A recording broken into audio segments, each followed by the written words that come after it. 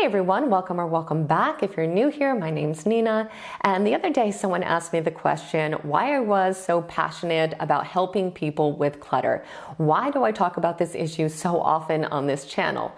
And the answer is very simple. This was my issue. I struggled with clutter for years and years and years. I lived in a cluttered, messy, disorganized home, and I had absolutely no idea how to solve the problem.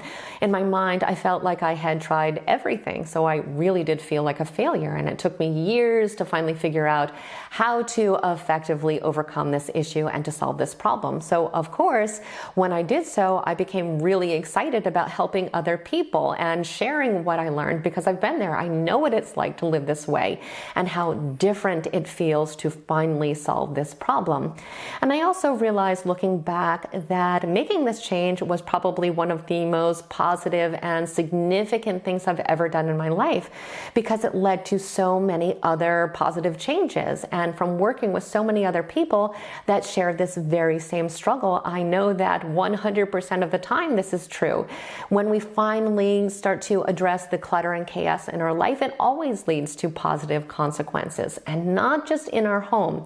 It creates a ripple effect that truly influences every aspect of our life. This is because in many cases, clutter can quite literally block our ability to lead a peaceful and happy life because it traps us in this negative spiral where everything in our life becomes more difficult than it needs to be. And we experience all kinds of negative emotions and self-doubt. I know because I have been there. And I think that some people might be a little bit better at ignoring the issue or distracting themselves. But truthfully, we can't ignore this forever if we want to actually improve our lives and start feeling better about ourselves. So why then do so many of us feel like we are completely unable to address this? Why is it that when we see how cluttered our homes and our lives have become, do we not just fix the issue? Well, after working with countless people who struggle with this and looking back at my own life when I was going through this, I really have found that there are three things that need to happen in order to make meaningful change. And most of us do not do these things. Maybe we do one of them, maybe we do two of them, but we never do all three. If we did, we would not have this problem. And for most of us, myself included, we tend to focus on the wrong things completely. The first thing that needs to happen is we need to get to the point where we say to ourselves, enough is enough. I don't want to live like this anymore. I don't deserve to live this way. And I am willing to do whatever it takes to start working on this issue.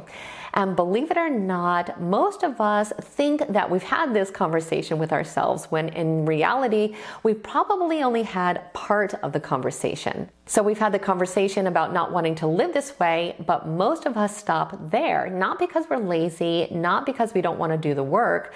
I mean, that's the case for some people, but more often than not, it's because we have unconscious fears and psychological blocks that actually prevent us from moving forward. In the back of our mind, we actually argue for the clutter and for the thoughts and behaviors that created it.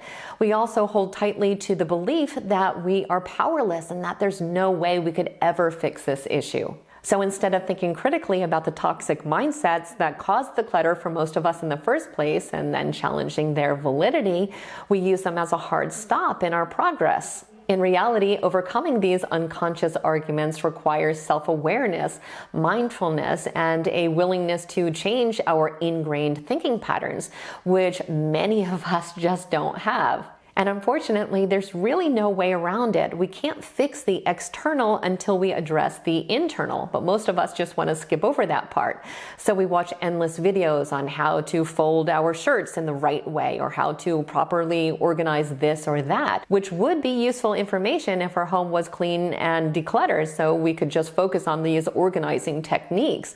But most of us just end up wasting our time trying to disguise our clutter without addressing the actual issue. So we have to get real with ourselves, or this issue will continue for the rest of our lives and potentially get a lot worse. So we have to say to ourselves, okay, I cannot run from this anymore.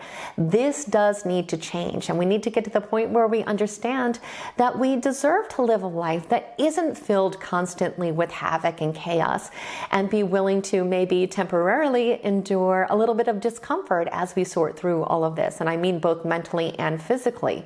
And I say this because working through mental blocks can trigger some uncomfortable feelings. It can be anxiety producing to confront uncomfortable truths or to challenge deep-rooted emotional and behavioral patterns. But to get where we want to get to, it really is an unavoidable part of the process. But the amazing thing is that even though this can be a little challenging at first, it really is a path to healing many aspects of our life because everything is interconnected. So when we start to address and heal this aspect of our life, we start to see new beginnings everywhere. Believe it or not, it's actually a relief to finally understand ourselves on this level and to work through our mental blocks. It's incredibly empowering.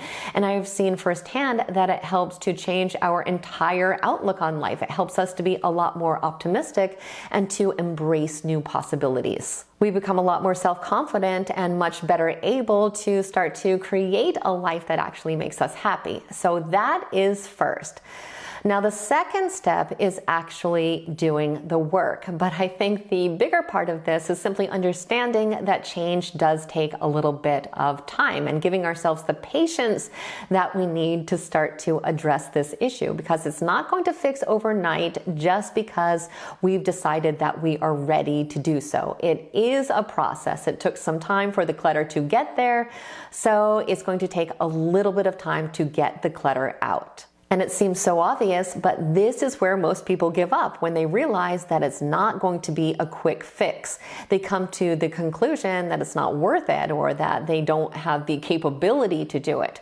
But believe me, it is worth it, and you do have the capability, and the consequences of not doing it just get worse and worse. So once we make that decision to clean up and declutter, we have to be honest with ourselves about everything that it's going to entail so we are prepared. We don't want to scare ourselves, but we want to toughen up a little bit and be ready for it. And recently I made a video about the emotional cycle of change, which is basically all the phases that we go through when we start to take on these new tasks. And there is a dreaded phase that we go to that's called the Valley of Despair, where we start to realize all the work that we're going to need to do to make something happen. And we start to feel hopeless and helpless and maybe start to even question our ability to make it happen. So we have to anticipate this and be ready for this, because we probably are going to experience some setbacks and some negative emotions. But if we know that's going to happen, we can keep pushing forward. And if we do this, we will succeed, because again, this is where most people give up. We have to be ready to stay with the process for the long haul. We have to commit. Now, we can go at our own pace and we don't have to have it overtake our lives, but we do have to be all in. And finally, the last puzzle piece is creating new habits, both mental habits and physical habits. Because if our habits don't change, there is absolutely no hope that this process will work. We will never experience meaningful change. We have to start developing systems, and we have to start looking at our old habits and figuring out which ones resulted in clutter so that we can create new habits to prevent this. And of course, we know that it's not possible to just magically change all of our habits overnight. It does take a little bit of time. In fact, research shows us that it takes about 66 days to form a new habit and 180 days to break off a habit that we're not happy with. So that's something that we do have to keep in mind, and we need to be loving and patient with ourselves during this process. We can't forget that most of our lives we operate in autopilot, so actually going in and intentionally making changes is going to feel a little bit difficult. We are going to experience a lot of inner resistance, so we have to be realistic and be ready for that. But please know it's possible, especially if we are giving ourselves the self-support and self-love that we really need. I've also found that we have a much higher chance of success when we focus on changing maybe 1 to 3 habits at a time. Any more than that, and we start to feel overwhelmed, we can't keep up with all of it, and sometimes we even feel a little bit distressed. So we end up just running back to our old behaviors. But honestly, above everything, I just want you to know that all of this is absolutely possible, no matter how many times you feel like you have failed. It is possible, and I promise you that within you is a powerful ability to transform your life. It's there. You just have to find it. And when you make the conscious decision to embrace change and to finally break free of the limiting beliefs and behaviors that caused all this clutter to begin with, you will succeed.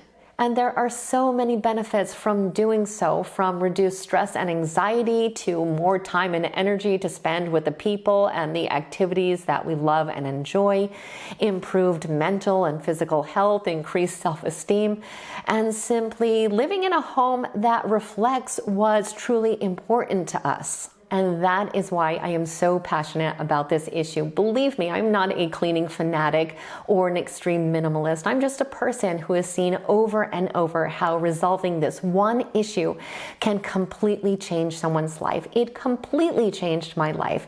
And now being on the other end of this, I see how amazing it feels, and it's something that I genuinely want you to experience.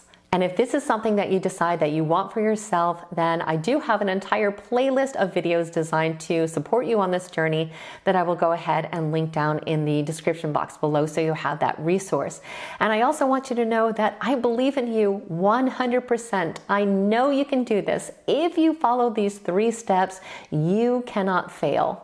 So as always, I truly hope you found today's video to be helpful and insightful. If you did, please like it, share it, and definitely become a subscriber if you aren't one already. This is a topic that I cover on a regular basis, so you will have continued support. I want to thank you so much for spending time with me today and for investing in yourself, and I hope the rest of your day is extraordinary.